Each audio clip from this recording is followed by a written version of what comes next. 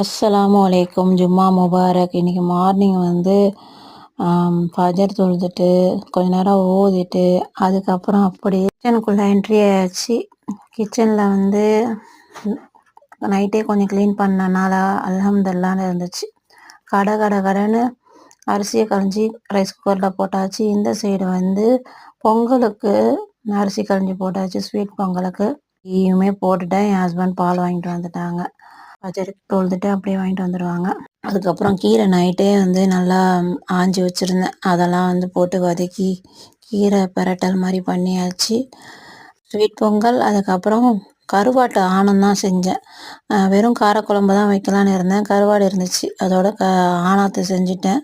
ஒரு 7:30 மணிக்கெலாம் வேலைலாம் முடிஞ்சிருச்சு. அதுக்கப்புறம் சரி கொஞ்சம் ரசம் வைப்போம், ஏன்னா தொண்டைலாம் ஒரு மாதிரி இருக்குது, பொண்ணுக்கும் வந்து தொண்டை வலியாக இருக்குதுன்ட்டு கடைன்னு வந்து ரசமும் வச்சுட்டேன் அல்ஹம்துலில்லாஹ். அதுக்கப்புறம் என் பையனை ரயில்வே ஸ்டேஷனில் விட்டுட்டு வந்து லஞ்செல்லாம் பேக் பண்ணி 2 பேருக்கும் கொடுத்தேன். 3 பேருக்கும், 2 பேர் இல்லை, 3 பேருக்கும் லஞ்ச் பேக் பண்ணிவிட்டு அப்புறம் எல்லாரையும் அனுப்பி விட்டதுக்கப்புறம் அல்ஹம்துலில்லாஹ்னு வீடெல்லாம் பெருக்கிட்டு நேரம் உட்காந்து கொஞ்சம் பொங்கலை போட்டு சாப்பிட்டுட்டு இருந்தேன்.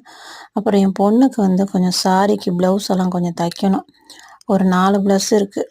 அதை வந்து 2 கொடுக்கணும். ஏன்னா நம்ம இப்போயே கொஞ்சம் கொஞ்சமாக தைச்சி வச்சிட்டோன்னா அதாவது கல்யாண டைமில் வந்து நம்ம கையை பொறுக்காது.